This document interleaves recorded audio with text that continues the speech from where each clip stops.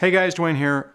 Sometimes at the beginning of this process, we think we are making a mistake in leaving or getting away from our ex. This doesn't matter if you're actually the one leaving or if you've been discarded by your ex. The feelings can be really the same, and you can really struggle with the reality of the situation. In the early stages when I made my decision to leave, I was constantly seeking information that I was making a mistake. When I first spoke to my personal therapist about this decision, I really expected him to be surprised that I made the decision and that, not really sure why I did it. Similarly, when I made an appointment with our marriage counselor, whom I hadn't seen for a couple months, again, I expected her to be surprised or express some type of shock that I had made that decision and that it was a mistake. And every time I went to talk to a mutual friend about the situation, I actually expected them to say the same thing, to be surprised or to say that that they just didn't think it was unexpected and that they thought I was making a mistake. The strange part is none of them responded that way. Nobody, from friends to therapists to the marriage counselor, express that. Now, that's not to say that everyone you talk to is going to respond the exact same way and they're not going to put some more doubt into your mind. My point of this is that when you start going through this, you're still struggling with what's going on and you're not really sure if you're making the right decision. So deep down, I knew I was looking for any reason to go back, any reason to think that I had made a mistake, any reason to think that the illusion that I thought was real was actually real and that I was making a colossal mistake. So the responses from all these different people really surprised me. And I wasn't really expecting it.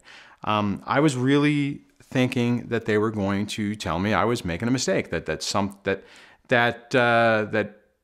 would give me a reason to doubt what I was doing. But what I'll say is that the feedback or the reinforcement I got from them helped me stay on target and keep things moving forward as I was going through this. Now, the other good thing about this is whenever things really started to get very complicated and I wasn't really sure what was going on, it really helped me to understand that I wasn't really dealing with what we would consider a normal situation or a normal breakup. Not that any breakup is easy, but getting this feedback from other people and then seeing the actions from the ex really helped me to at least know that I was making the right decision. Okay, I think the really important message out of all of this is that we are really messed up when we're going through this.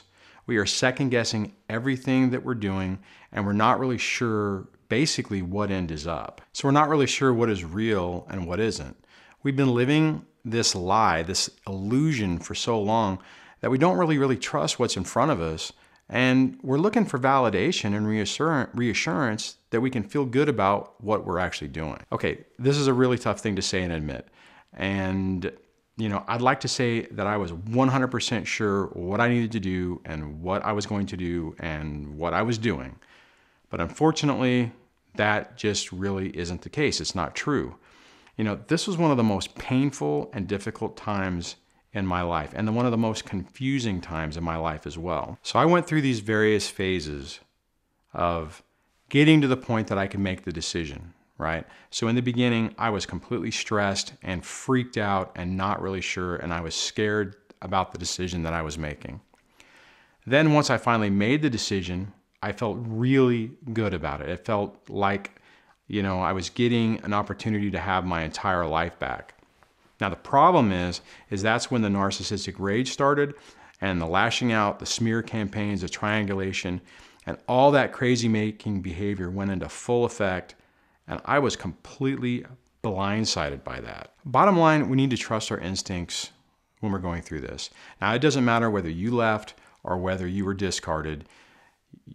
We are going to know deep down that something was wrong with this relationship, that something just fundamentally was flawed, and that this is the right decision. Even if we didn't even make the decision, if the decision was made for us because of a discard, it's still an opportunity to get your life back and to make some positive steps and take some positive steps in your life. For me, during that initial phase, I didn't know what the future held. I didn't know if I was going to be alone forever. I didn't know if I'd meet somebody. I didn't know what was going to happen. I didn't know if I was going to regret the decision, and think that I made the worst mistake I could have made in my entire life. But one thing I will tell you is, even back then, when I was thinking about the possibility of just being alone, the idea of being alone by myself was so much better than being alone with another person. And you guys can probably relate to that and probably understand what I'm saying, because most of the times in these relationships, you were spinning your wheels. You were feeling completely out of sorts. You're constantly being emotionally dysregulated, and you didn't know what was real. And at least whenever you're by yourself, right, and you don't have somebody else there, and you think you're alone, at least you know it, right? At least you're not under this illusion trying to guess what someone else is doing or saying or thinking or feeling and all of that stuff. So if you find yourself second guessing your current situation, however you got to this point, just take a step back, take a moment, and have an objective, realistic view of your relationship and your situation. You need to not have, not an idolized view of it, not the view of the illusion you thought you were living.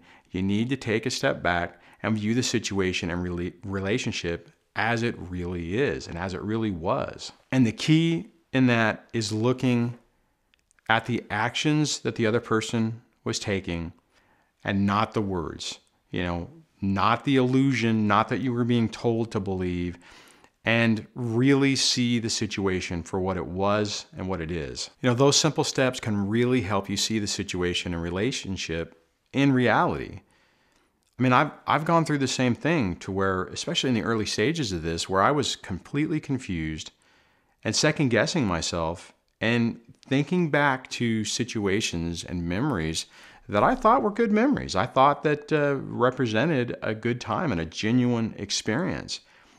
But all of that was part of that illusion and false narrative of what was going on. And as we learn on this stuff, what you typically find is if you're giving a really good supply and your emotionally abusive, toxic partner is happy because you're giving them the attention that they want, then they will interact with you in a more positive way. But it isn't real. It's not genuine.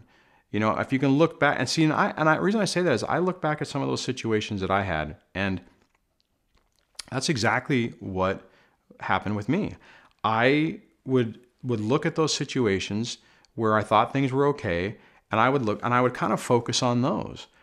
And then I thought the anomalies were whenever she was in a bad mood or was lashing out or whatever.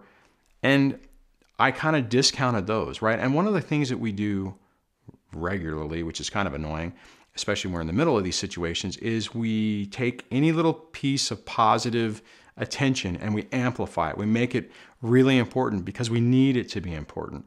And then when something bad happens, we downplay it and we negate it because, that doesn't fit the narrative in our own heads that we want to believe. Okay, so to summarize this video and to get back to the point I was talking about, we get in these situations where we're looking for any reason to basically beat ourselves up to say that we made a mistake, that this wasn't the right thing, that we overanalyzed it, we amplified the negative, and we've got into this situation and it's not really, we're just confused and we're making a bad choice. Bottom line, guys, if you found this site and you've gotten to this point, then you've already been dealing with a crazy situation.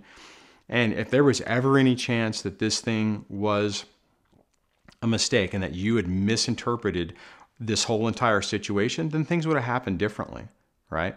And I know what you can get caught up in. You can get caught up in thinking, oh, well, they were just really mad, so that's why it's the way it is because, it's just, I set up my boundaries and it made them mad and now they're angry and it's not really true. So it's really sad when we get in these situations and we start questioning ourselves on what's going on. We just have to stick with the actions that the person is taking, the feedback that's real feedback from people we know and trust, and just keep plugging along, trying to make each day better than the last.